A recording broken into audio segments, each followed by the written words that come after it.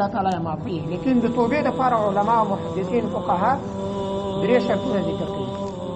که چېرته دا 3 شرطونه په توبه کې موجود وي نو توبه قبلېږي، او که نه په دې نیت باندې ګناه کول چې زه بیا به توبه وباسم. اوس حاضرې په ډېرو داسې ځوانانو ډکې دي چې توبه یې اخري عمر ته ساتلې وله، خو هغه ورځ راونه رسېده، مخکې له مخکې دی لاړه.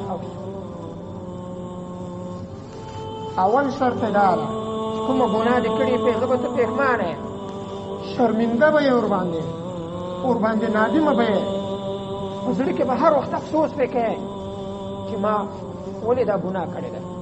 یو شرط یې دا ده. دوهم شرط یې دا ده چې فوراً به هغه ګناه ځکې پرېږدې، بیا به یې نه کوې.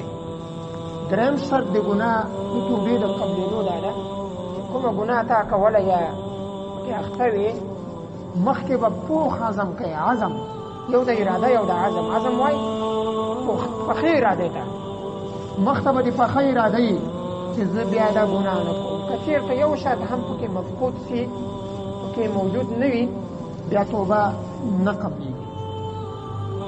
چې انسان هر څومره ګناهګاره وي خو الله تعالی ته لاس پورته کوي په اخلاص سره او په دغه 3 شرطونو سره دی استغفار وغواړي، نو الله تعالی به ګناه ورماف کړي. امام غزالی رحمت الله تعالی علیه فرمایي و د توبې لپاره خو شرطونه شته، خو د استغفار لپاره شرطونه نشته. هر وخت د الله تعالی نه استغفار غوښتلی شي. چې هر څومره انسان ګناهګار وي خو د الله تعالی د رحمت نه د ده ګناهونه نشي ډېرېدلی. چې مځکې او اسمانونه په ګناهونو ډک دي، د الله تعالی رحمت په دا ټولو باندې وسع ده. رحمتي وسعت كل شی. الله تعالی فرمایي زما رحمت په هر شي باندې وسع